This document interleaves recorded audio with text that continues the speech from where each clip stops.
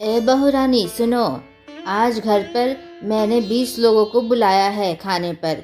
खाना बना के तैयार रख देना, समझ में आया? और मैंने तुम्हें बोला था ना, बाहर में जाकर बर्तन धो के लाना। लाई भी हो कि नहीं? माँ जी, मैं तो बर्तन धो के बहुत ही पहले ही घर पर लेते आई हूँ। किचन में अच्छी तरीके से सारे बर्तन लगा दिया। माँ जी, लेकिन एक बात मुझे कहनी थी। मैं 20 लोगों का खाना अकेले कैसे बना पाऊँगी, और वो भी इतने कम समय में। अगर आप मुझे पहले बता के रखती तो मैं सारे सामान भी लेते आती। अब मुझे बाज़ार जाके सारा सामान लाना पड़ेगा, फिर बनाना पड़ेगा। पता नहीं मुझसे बन पाएगा कि नहीं। ए बहुरानी, बहुत बोलने लग गई हो, कहाँ से सीखी हो?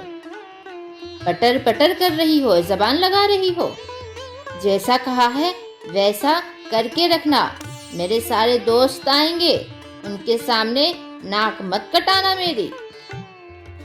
ठीक है सासू माँ, मैं सारा काम बहुत ही जल्दी करने की कोशिश तो करूँगी। ठीक है, आप चिंता ना करें। सीमा की सास उसे बहुत ही डांटा करती और खरी खोटी सुनाया करती थी हमेशा। और सीमा का पति वो अधिकतर काम में व्यस्त रहता था और उससे पता ही नहीं चलता था कि आखिर घर में क्या हो रहा है। और सीमा कभी अपने पति को ये सारी बातें बताती नहीं थी। कुछ देर बाद सीमा ने सारा खाना बनाकर तैयार रखा था। तभी उसकी सास आती है और कहती है, ए बहुरानी, खाना बन के तैयार हो गया ना? मेरे सारे दोस्त अभी आते ही होंगे। हाँ हाँ माता जी, सारा चीज़ हो गया है, आप चिंता ना करें। बस ये चावल एक बाकी है, वो अभी मैंने चढ़ा कर रखा है, 5 मिनट में बन जाएगा। ठीक है ठीक है। सीमा की सास बहुत ही बुरी थी। वह सीमा से बहुत ही काम करवाया करती थी और उससे बहुत ही खरी खोटी सुनाया करती थी। जितना सीमा काम करती उतना ही वह खरी खोटी सुनाती। सीमा के इतने काम करने पर भी सीमा की सास संतुष्ट नहीं थी और हमेशा मौका ढूंढती थी उसे भला बुरा बोलने के लिए। कुछ दिनों बाद, अजी सुनती हो, आज मुझे सुबह सुबह ही खेत जाना पड़ेगा। आज बुआई होने वाली है, आज बीज लगाना है। देखते ही देखते अगर अच्छी फसल हो जाए तो बहुत अच्छी आमदनी होगी। हाँ जी, आप खेत जाइए, आपका काम बहुत ही अच्छा होगा। मैं भगवान से हमेशा यही प्रार्थना करती हूँ। सीमा घर के सारे काम करने के बाद वह बागान चली गई। तभी उसकी सास वहां पर आती है और कहती है, ए बहुरानी, यहाँ पर क्या कर रही हो? पूरा घर छान मारा और यहाँ पर तुम टाइम पास कर रही हो, समय बर्बाद कर रही हो। आखिर तुम किससे पूछ कर आई? घर पूरा गंदा पड़ा हुआ है, एकदम भी चमक नहीं रहा। पूरे दाग धब्बे लगे हुए हैं, हर जगह पर धूल लगी हुई है। यह तुम्हारा कैसा काम है? माँ जी, ये आप क्या कह रही है? मैं तो सारा काम करके आई हूँ और सारा काम करने के बाद ही मैं बगीचे में घूम रही हूँ। कुछ समय तो मेरे लिए भी तो रहना चाहिए माँ जी। मैं कुछ नहीं जानती, तुम चलो, घर चलो और घर की साफ सफाई करो, ठीक से करो। मैंने देखा है बहुत ज्यादा घर गंदा हो चुका है। सीमा की सास कोई ना कोई बहाना मारकर अपनी बहू को तंग किया करती। अच्छा सुनो भगवान, एक बात बतानी थी। गांव के बगल में जो तालाब है ना, वह जमीन मैंने खरीदने की सोची है। मैं चाहता हूँ तुम घर के काम करने के बाद उस तालाब के पास जाकर देखो और उस जमीन को देखो, तुम्हें कैसा लगा?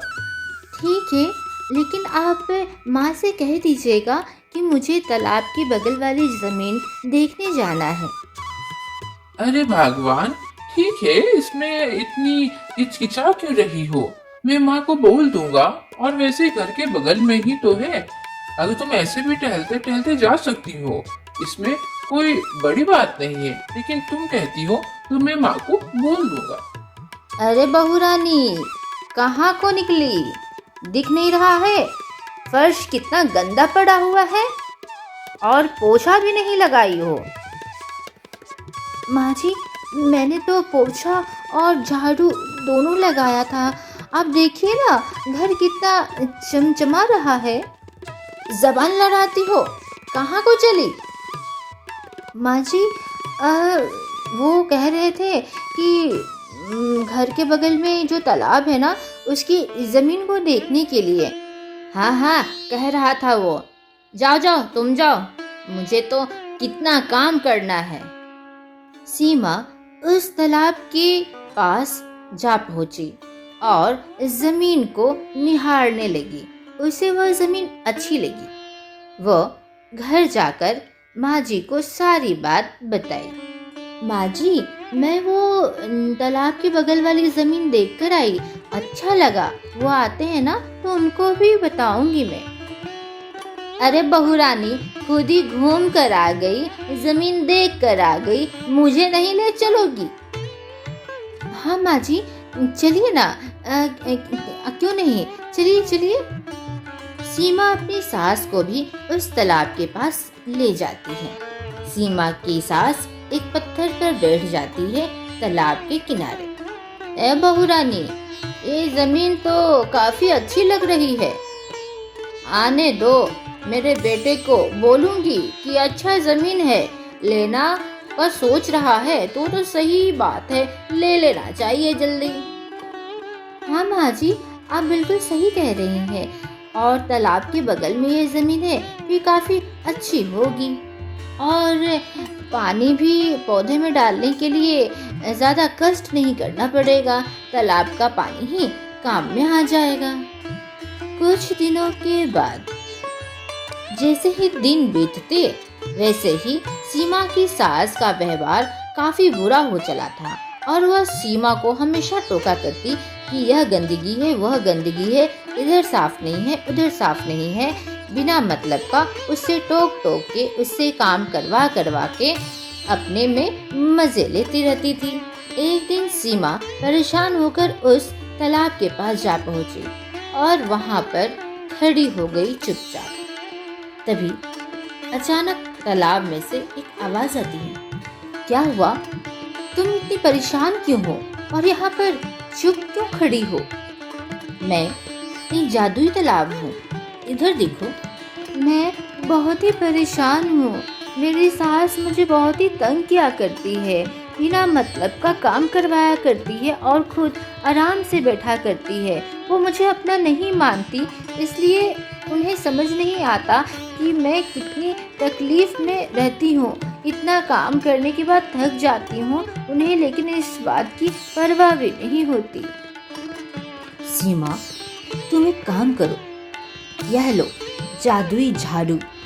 यह झाड़ू तुम्हारे घर को चकाचक कर देगा और तुम्हें काम भी नहीं करना पड़ेगा। अरे वाह, ये क्या! ठीक है, मैं घर जाती हूँ और इसी से ही झाड़ू लगाऊंगी। सीमा, इससे तुम्हें झाड़ू लगाने की जरूरत नहीं पड़ेगी। तुम बस अपने घर में इस झाड़ू को रख देना। यह झाड़ू घूम घूम कर तुम्हारे घर में खुद ही खुद साफ सफाई कर देगा। ठीक है, बहुत बहुत धन्यवाद आपका। ऐसा कहकर सीमा घर आई और उस जादुई झाड़ू के मदद से घर पूरा चकाचक उसने कर डाला। उसकी सास घर आती है और सीमा से कहती है, अरे बहू रानी, घर कितना गंदा हो रखा है, चकाचक नहीं करना है क्या?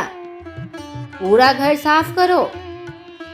माँ जी, आपने घर देखा नहीं?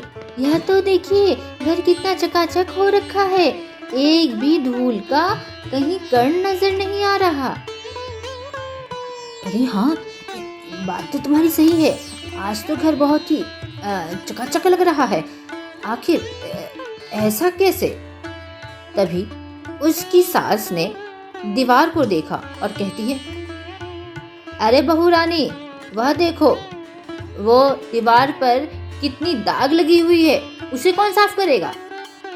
माँ जी, दाग तो नहीं है, आप झूठ मूठ का मुझसे काम क्यों करवाते रहती हैं? दूसरे दिन सीमा फिर से वह तालाब के पास गई और चुपचाप खड़े होकर सोचने लगी।